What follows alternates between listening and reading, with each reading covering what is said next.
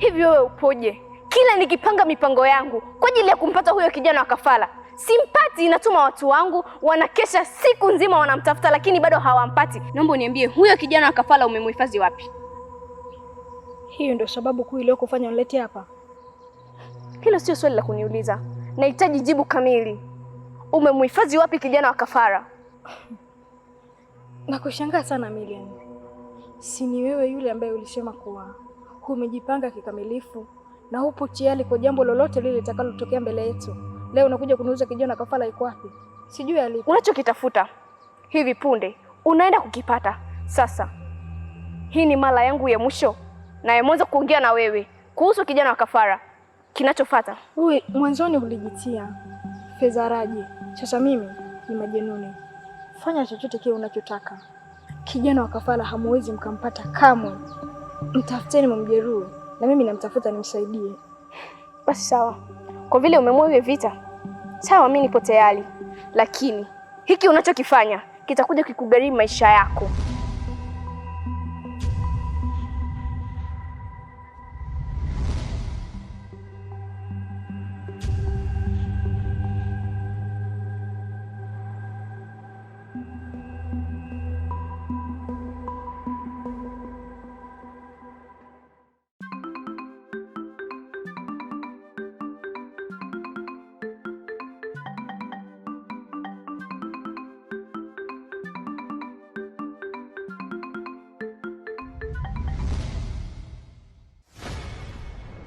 Mila, mbona unaonekana una hasira hivyo? Una shida gani? Chausi, naomba uniletee huyo Omile ili nimfanye Omile yeye wa kwako. Ndio na hasira zote hizo? Upo tayari? Mila, nina malengo na Omile. Na ndio maana mpaka sasa hivi hapa mguu unavyouona ninaenda kumtafuta. Kuwa na amani. Vizuri. Basi naomba ikifika jioni ya leo umshamleta Omile nyumbani kwangu. Sikia Mila, nikwambie, usijali. Mimi Omile nitamtafuta na ninakuahidi nitamleta kwako. Kuwa na amani.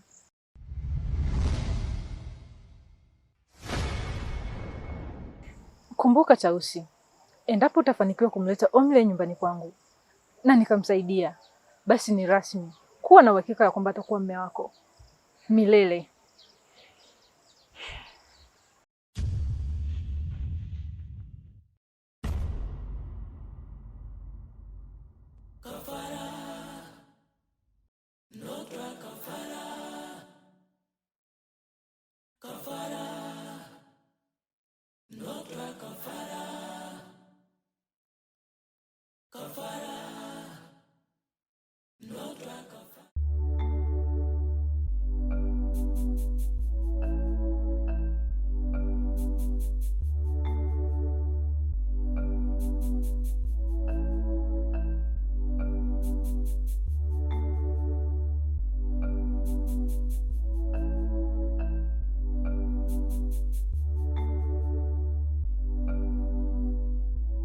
Zumbe.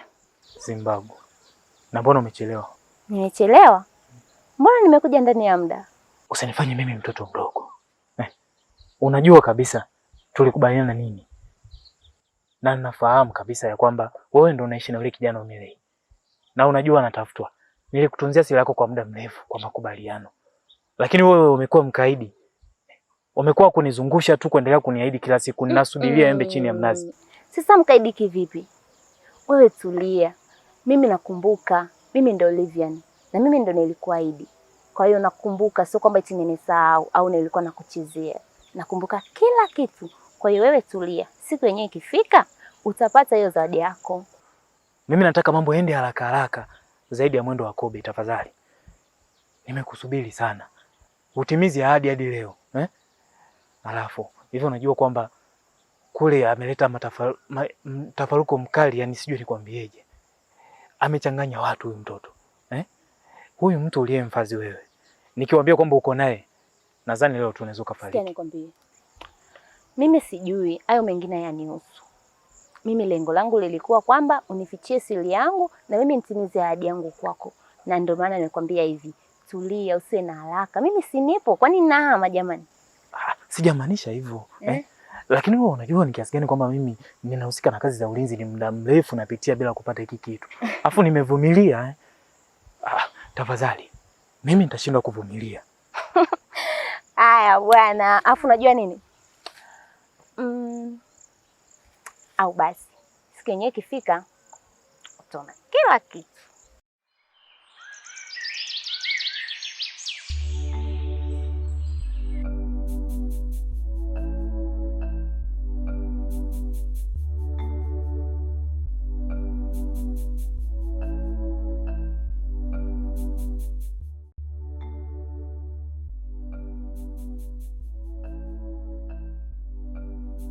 Tausi, nafikiri unajua wazi kuwa mimi na Amelia tumeshakorofishana, yaani hatuelewani kabisa. Alafu kibaya zaidi, Amelia mkaenda kuiomba mizimu na mizimu imekasirika na imemtuma mmoja wao, na huo mzimu upo kwenye hichi kijiji. Alafu mimi naogopa eti. Sasa itakuwaje kama ndugu yako mwenyewe ameanzisha ugomvi na wewe? Lakini ukweli mzuri, mimi naogopa. Jamani, pole, ila nafurahi kwa sababu umejitoa kafara maisha yako ili kumsaidia Umile. Ni jambo jema. Utongamana na sisi kwenye hizo changamoto unazozipitia. Siku ya leo utalala hapa na hakuna mtu yeyote atakayefahamu kuhusu hili. Usije ukamwambia mtu yoyote. Usijali kuhusu hilo Bima. Karibu ndani.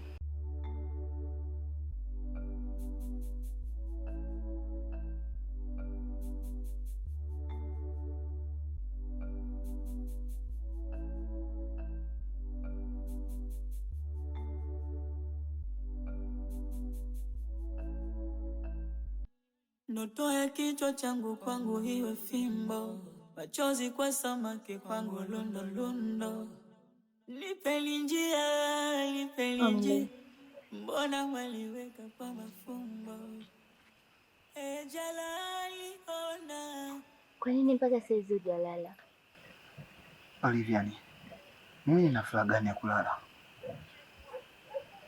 Mimi nina sababu gani ya kulala? Nina nafasi gani ya kupumzika? Oliviani, mimi ni sawa na samaki kwenye bakuri. Hivyo sina ndoto zozote za kurudi nilipotokea. Najua maumivu ulionayo, lakini usijali, kila kitu kitakuwa sawa, kwa sababu uwezekano wa kurudi kwenu unaona kabisa. Alafu kizingatia hata Bima ameshajitoa kwa ajili yako kusaidia. Oliviani, weka lale tu. Hapana, amka basi. Usijali, nimekuelewa.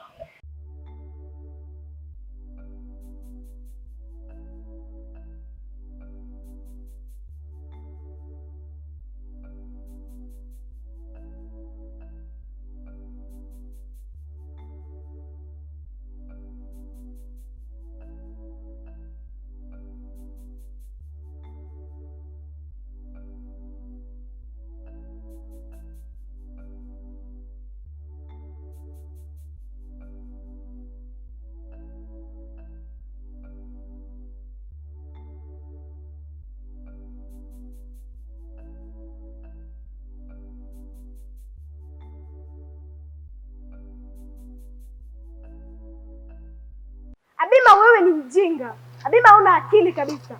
Wewe ni nani? Na mbona umefanana kila kitu na mimi? Unadiriki kumsaidia kijana wa kafala? Hivi umetumia akili kweli? Unashindwa kumdhuru kijana wa kafala upate nguvu.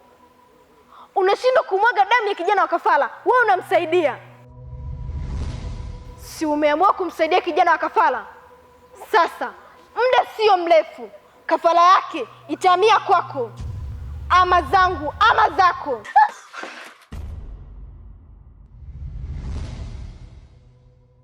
Abima, shida nini? Tausi, nimeota ndoto mbaya. Ndoto? Yaani nimeota yupo mimi tena mwingine ananigombeza tena kwa hasira, yaani anafoka kabisa, ananiambia, yaani mimi hata sasa alikuwa ananiambia nini? Sijakuelewa. Yaani wewe na mwingine tena kama wewe? Sijaelewa. Jinsi ambavyo uelewi wewe ndivyo mimi sielewi hivyo hivyo. Ila usijali, hiyo ni ndoto tu, haina maana yoyote.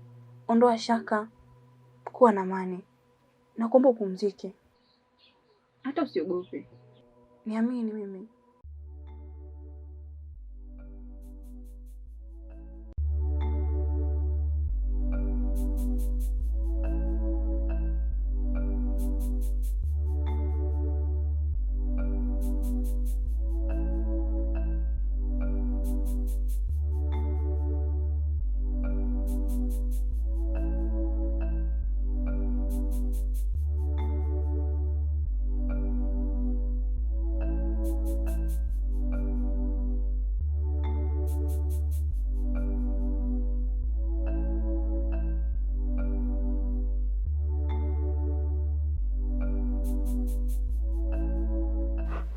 Abima, unawaza nini?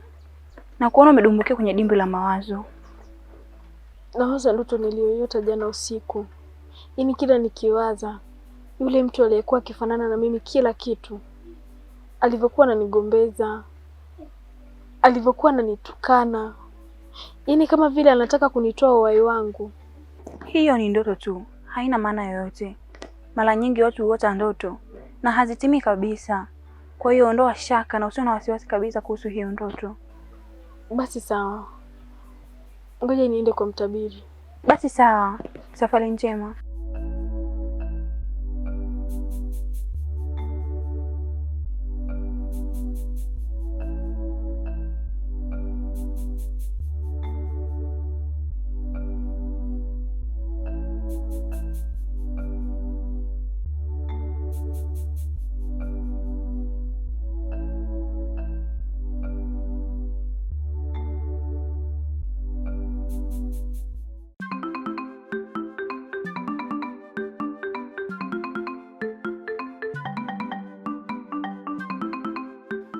Zumbe.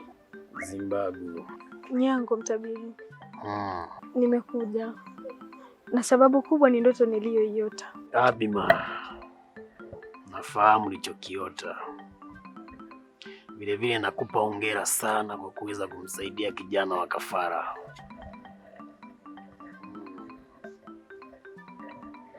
Na hiyo ndoto uliyoiota ni ukweli.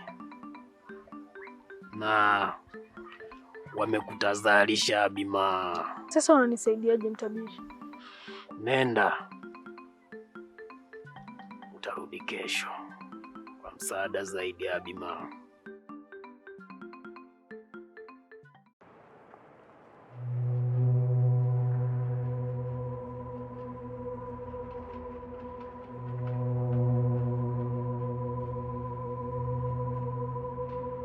Wewe, ni kwa nini tumesimama? Unaniuliza ni kwa nini tumesimama? Sawa. Tumesimama hapa kwa sababu nataka nife na wewe. Hapana, fumba macho nitoke ndani yako. Miriam, umenifanya nimezalilika.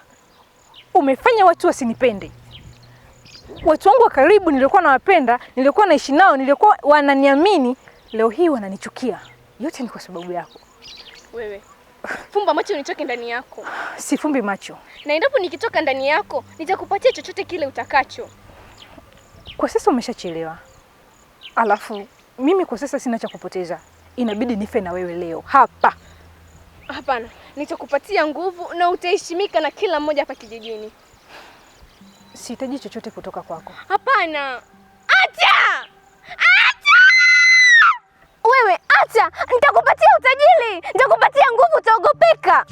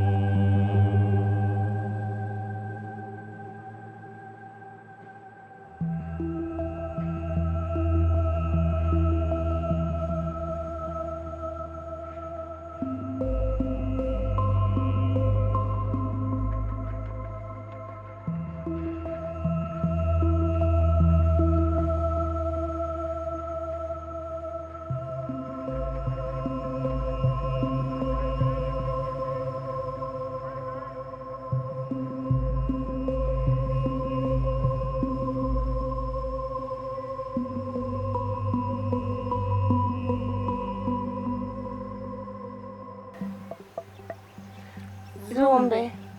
Zimbabwe. Abima, mbona una haraka sana alafu unaonekana una wasiwasi? Kwani kuna shida gani? Hapana Abima, tuambie. Basi sawa. Ipo hivi. Miriam alikuwa amemwingia Mela.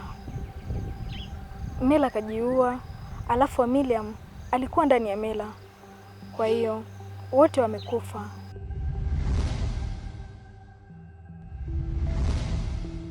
Hii inawezekanaje? Binti Bima, aliyefariki ni ndugu yako? Mbona hauonekani kama una wasiwasi? Hauoneshi kujali kabisa. Siwezi kufanya kazi ya kumdai baba kunguru alafu majivu nipelekee kunguni. Sijafunzwa kusikiliza kila mtu, lakini nasikiliza moyo wangu, maana maisha ni ya kwangu. Lakini Miriam si ni ndugu yako? Miriam tayari walikuwa na nguvu za ajabu, kwa hiyo muda si mrefu watateketea. Sawa Bima.